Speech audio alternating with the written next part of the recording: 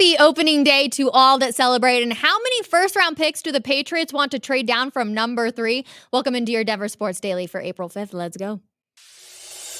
Taking you through your morning headlines, it's Denver Sports Daily with Rachel V. Hill.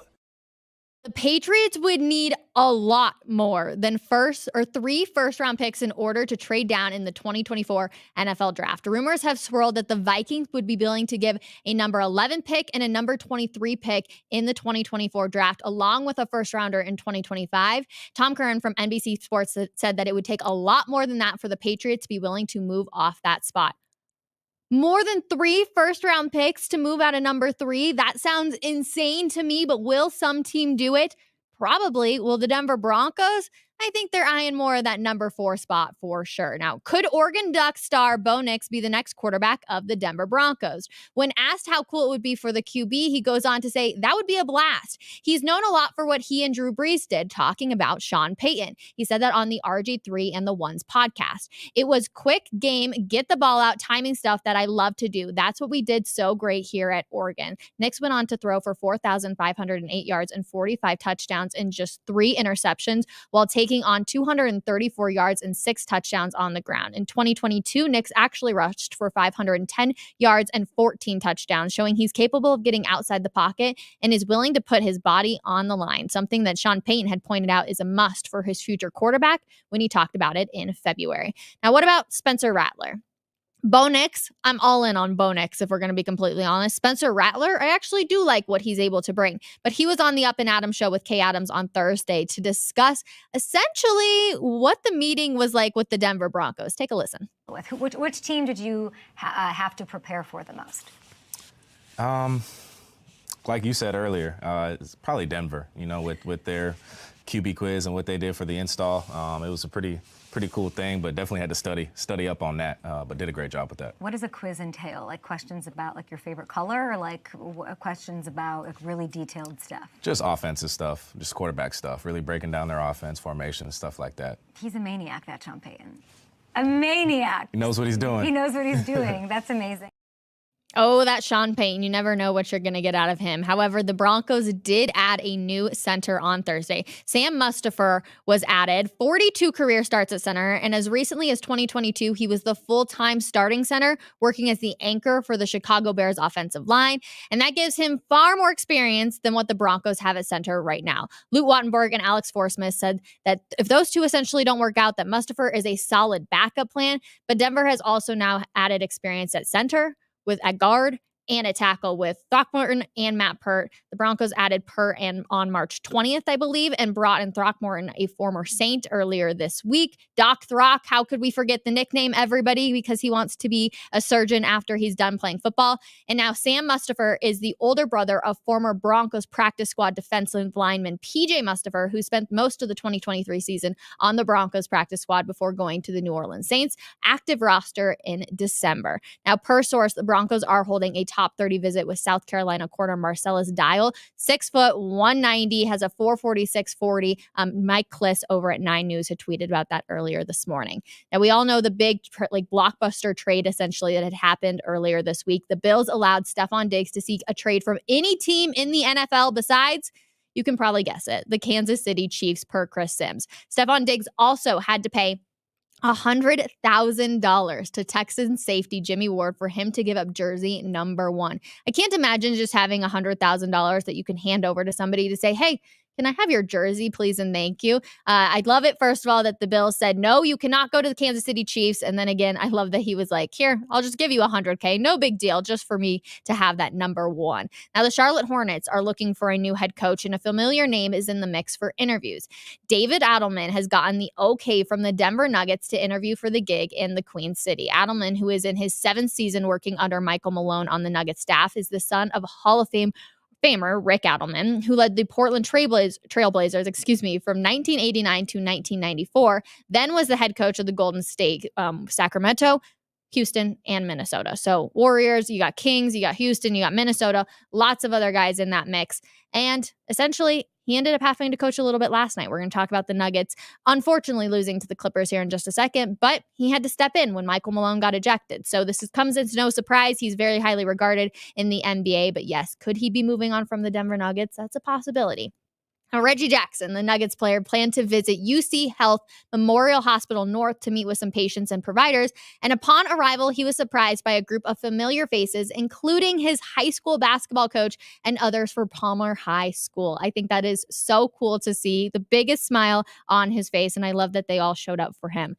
Now, we will talk about the Nuggets last night because, of course, there was no Jamal Murray again, who was out, and possibly things could be getting a little interesting when it comes to Jamal because he could probably play, but essentially we won't see him maybe in the game against Atlanta, which is going to be the next home game. So it's like fingers crossed that he'll be out there because they desperately need him.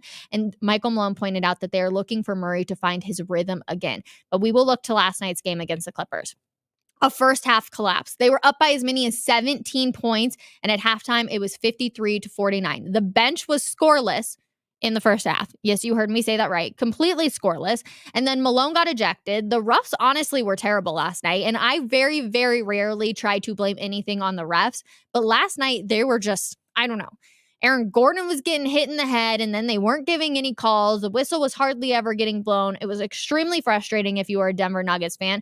And then also, it comes down to a last-second shot where Nikola Jokic hit the rim to win it for the Denver Nuggets, essentially. And yes, it was a massive bummer that it did not go in. Just hit the rim. It was this close, and you could tell after the game, he just kind of dropped his head and was like, oh, we were that close, because that win would have been massive for them in the standings. They still sit in the number 2 seed. So yeah, that's just a little bit of a bummer for the Denver Nuggets. They need Jamal to come back. So hopefully he is able to come back against the Atlanta. Now we will move to the Colorado Avalanche. 50 points on the season for Jonathan Drouin. It was a nice bounce back, honestly, and they finished really well. Justus Annunen was really solid, and the Wild gave them a good run in the second period with some penalties, but they got some really nice saves out of it. But tonight is really what is going to matter. They have a tough back-to-back versus Edmonton. Val Nichushkin has joined the team and will travel with them to Edmonton. This is going to be massive for them. This game means a lot. While they have already clinched the playoffs, essentially they have to be able to win tonight. And you got to try and get the number 1 seed and try and get the home seed. Like, that is just so important to this Colorado Avalanche team. They are not the team they were when they won the cup. They were not that solid on the road this year like they were the year they won the cup. So hopefully they're able to do that. That is going to be a 7:00 puck drop tonight. Now, the Colorado Rockies. It is opening day. Like I said, I dropped that, letting everybody know. Yes, indeed, the Rockies are back. And yes, they lost every single game to the Cubs, 5-0, 12-2, 9-8. But they take on the Tampa Bay Rays. That is a 2:10 first pitch. So make sure you're down there. I know we are going to be down there. As soon as this show is over, I'm actually going to be speeding my way, of course, following all the laws, but trying to get down there in time to do coffee break to show you guys what it's going to be like. It's always fun for opening day. The atmosphere is unreal. So again, 2:10 first pitch tonight, or this afternoon, I guess I should say. Now, last story I got for you, and this one's a little interesting.